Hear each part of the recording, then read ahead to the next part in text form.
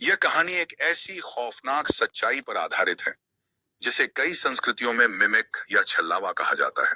यह एक ऐसी ताकत है जो आपके अपनों की आवाज चुराकर आपको मौत के करीब बुलाती है। शीर्षक, वह आवाज तुम्हारी नहीं थी।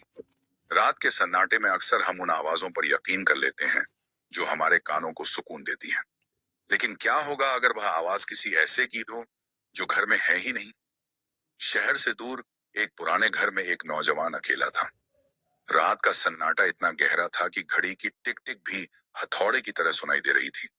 उसकी माँ अस्पताल में नाइट ड्यूटी पर थी और पिता किसी काम से दूसरे शहर गए हुए थे। वह अपने कमरे में बैठा पढ़ रहा था जब अचानक नीचे वाले कमरे का दरवाजा खुलने की आवाज आई। हवा में एक अजीब सी ठंडक खुल गई। उसे लगा शायद माँ जल्दी घर आ गई होंगी। उसने घड़ी देखी। रात के ठीक 12:30 बज रहे थे। तभी नीचे से एक बहुत ही धीमी और थकी हुई आवाज आई। बेटा, जी ये चाहिए, नीचे आओ, मुझे तुम्हारी मदद चाहिए। वह आवाज बिल्कुल उसकी माँ की थी। वही लहजा, वही ममता। वह उठने ही वाला था कि उसे कुछ अजीब लगा। उसकी माँ जब भी घर आती थी तो सबसे पहले उनके जूतों की आवाज सुनाई देती थी। आय सायमन थी। लेकिन आज सब कुछ बिल्कुल खामोश था। सिर्फ वह आवाज बार बार गूंज रही थी। बेटा जल्दी आओ, मैं बहुत थक गई हूँ। वह सीढ़ियों की तरफ बढ़ा। लेकिन जैसे ही उसने पहला कदम रखा, उसकी जेब में फोन थरथराया। उसने फोन निकाला तो उसके रोंगटे खड़े हो गए। स्क्रीन पर उसकी माँ का मैसेज था। बेटा, आज काम बहुत ज्यादा है। शाने, मैं सुबह 6 बजे तक घर पहुंच पाऊंगी। अपना ख्याल रखना और दरवाजा अंदर से बंद रखना। उसका दिल जोर जोर से धड़कने लगा। उसने कांपते हाथों से नीचे झांका। नीचे वाले कमरे के अंधेरे में एक परछाई खड़ी थी। वह साया हिल नहीं रहा था, बस दीवार की तरफ मुंह करके खड़ा था। तभी फिर से वही आवाज आई, लेकिन इस बार वह थोड़ी अलग थी। आवाज में अब कोई भावना नहीं थी। वह बिल्कुल वैसी लग रही थी जैसे कोई पुरानी टेप रिकॉर्डर खराब हो गई हो। बेटा, नीचे क्यों नहीं आ रहे? मैं तुम्हारी माँ हूँ, नीचे आओ। उसने तुरंत अपने कमरे का दरवाजा बंद किया और उसे अंदर से लॉक कर लिया। बाहर अब पैरों के चलने की आवाज आने लगी थी। वे कदम सीढ़ियां चढ़ रहे थे।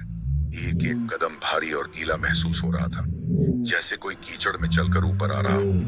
दरवाजे के ठीक बाहर वह साया रुक गया। सन्नाटा इतना भयानक था कि उसे खुद की सांसें सुनाई दे रही थी। अचानक दरवाजे पर जोर जोर से दस्तक होने लगी। वह आवाज अब माँ की आवाज नहीं रही थी,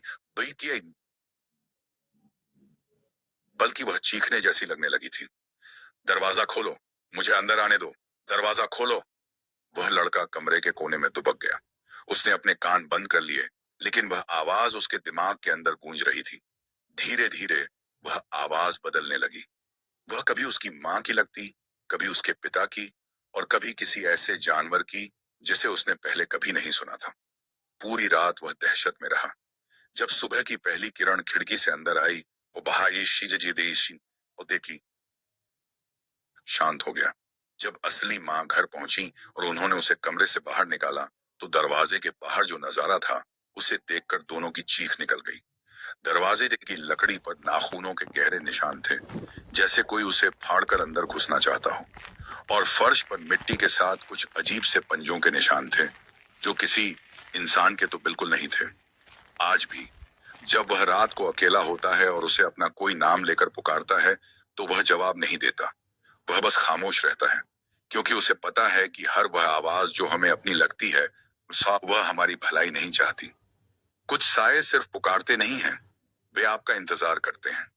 और अगली बार जब